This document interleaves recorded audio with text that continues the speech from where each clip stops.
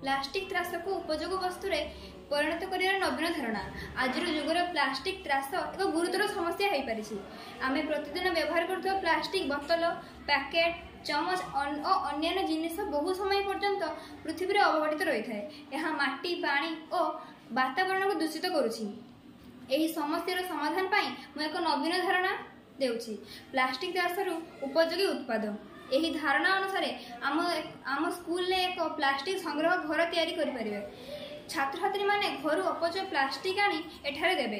तापरे सेही प्लास्टिक को प्रक्रिया करी फूल गछ पई गमला बास्केट बेंच और टाइल तैयारी कर जाय परिबो।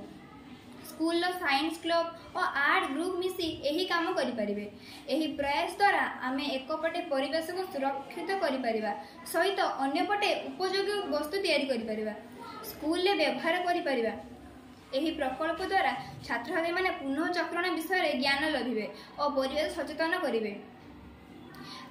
आम समाज को प्लास्टिक मुक्त करिबारे एक छोट चेष्टा हेबो उपसंहार। छोट धारणा मध्य महान परिवर्तन आनिपारे। जदि प्रत्येक स्कूल एपरी पदक्षेप निए तेबे आम पृथ्वी प्लास्टिक दूषण मुक्त होई परिबो। एति मोर वक्तव्य शेष करुछि। जय हिंद।